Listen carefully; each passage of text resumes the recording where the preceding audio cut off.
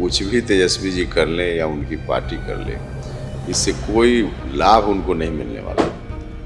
सब लोगों को मालूम है कि चुनाव का समय है तो लोग लुभावना नारा दे रहे हैं जनता के लिए। एक तो कहीं से लोग उनकी ओर जाएंगे नहीं, उनको मालूम है कि सरकार तो बननी नहीं है, तो जो भी मन में हो कर इससे कुछ फर्क नहीं पड़ने वाला। एनडीए की सरकार ही जो भी कर रही है आगे भी करेगी हर तरह से लोगों के लिए। नहीं, वो अपने अपने हिसाब से हम कुछ भी बोले या कोई कुछ भी बोले, व्याख्या करना तो लोगों के ऊपर है, वो एक अलग विषय है। लेकिन हम इतना ही बता दें कि एनडीए में कोई आदमी अगर बैठ करके कल्पना कर रहा होगा कि बहुत घमासान होने वाला है, यह होने वाला है, वह होने वाला है। पनोरमा ग्रुप, जो सोचता है वो करता है। नमस्कार, भारत लाइव देख रहे हैं आप। देखिए, बिहार में बिना चुनाव के ही सीटों के बंटवारे को लेकर खूब विवाद हो रहा है। ये विवाद अभी मूलतः एनडीए में हो रहा है। चिराग पासवान की पार्टी ने 40 सीटों पर एक तरीके से दावा कर दिया है।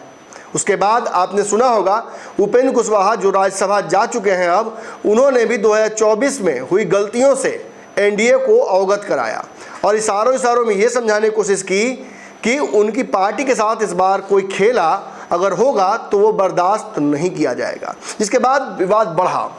भाजपा के कई नेता भी दबे जुबान में ये बात कह रहे हैं कि भाई सीटों के बंटवारे को लेकर अभी चर्चा करने का कोई मतलब कैसे बनता है। जदयू भी अपने पत्ते खोल नहीं रही है।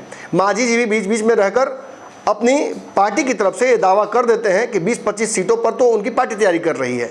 निश्चित ही एनडीए के सीटों के समीकरण को समझाना बनाना आसान नहीं होगा इस बार, लेकिन फिर भी प्रयास जारी है।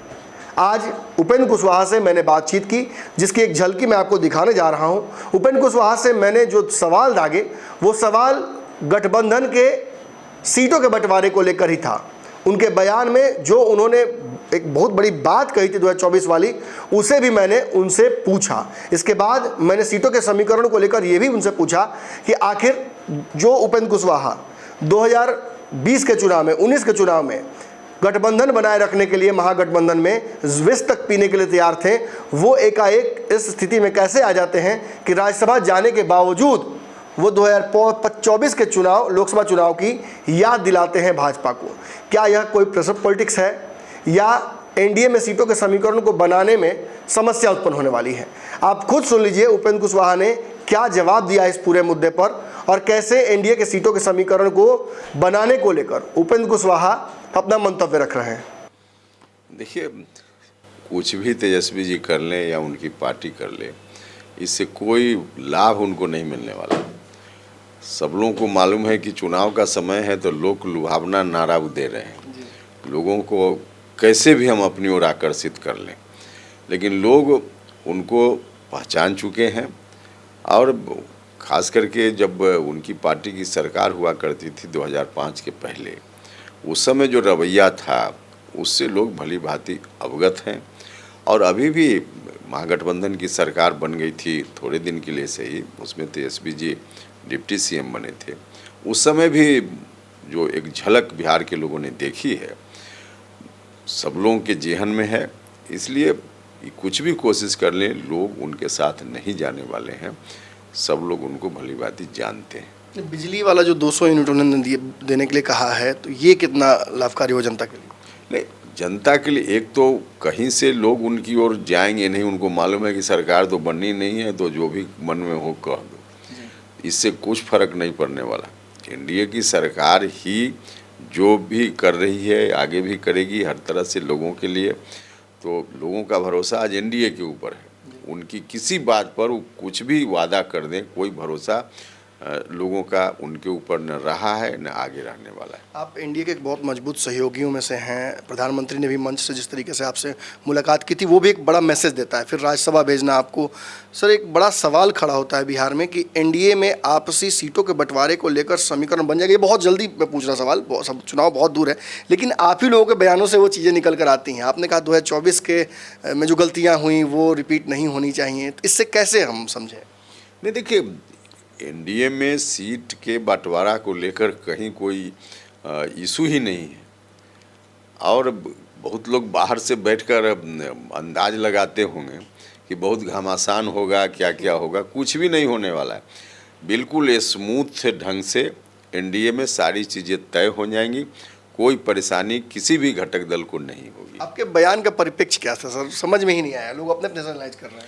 नहीं, वो अपने अपने हिसाब से हम कुछ भी बोले या कोई कुछ भी बोले, व्याख्या करना तो लोगों के ऊपर है, वो एक अलग विषय है। लेकिन हम इतना ही बता दें कि एनडीए में कोई आदमी अगर बैठ करके कल्पना कर रहा होगा कि बहुत घमासान होने वाला है, यह होने वाला है, वह होने वाला है, तो उनको निराशा हाथ लगेगी। कुछ नहीं होने वाला है। ठीक है कि किसी भी गठबंधन में कोई भी पार्टी अपने हिस्से में ज़्यादा सीट चाहती है, इसमें तो किसी भी गठबंधन में आप देख लीजिए, वो एक अलग विषय है, ये स्वाभाविक सी चीज़ है। लेकिन एनडीए में इस कारण से कोई बहुत अस्वाभाविक स्थिति हो जाए, प्रश्न ही पैदा नहीं होता है। हर तरह से बहुत ढंग से तरीका से सारी चीज़ें हो जाएंगी, समय पर होंगी, अभी तो समय भी नहीं उसका।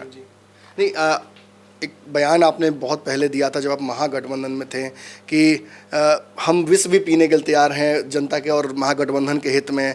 अब आप नए गठबंधन में हैं, एनडीए में, यहाँ आप संतुष्ट हैं, आपको सीटों को लेकर कोई विवाद नहीं है, आप कोई समस्या पैदा नहीं करेंगे? नहीं, समस्या पैदा हमको लगता है बाकी लोग भी नहीं करेंगे, कुछ भी नहीं होना है। ठीक है, जहाँ बातचीत होगी वहाँ बातचीत होगी, लेकिन बातचीत के बाद जो भी तय होगा या बातचीत की जो प्रक्रिया होगी उसमें कहीं कोई उस तरह की अस्वाभाविक बात नहीं होगी, बिल्कुल स्वाभाविक तरीके से हो जाएगा। पनोरमा ग्रुप, जो सोचता है वो करता है। अगर ये वीडियो पसंद आई और वह बिहार के राजनीति और बिहारियत से सरोकार रखेनी तो सब्सक्राइब बटन दबा के चैनल के सब्सक्राइब कर ली। ओजे एगो घंटी बा, ओकरा बटन दबा देला से कुल सटीक और मारक खबर रुआ मुफ्त में मिल जाई।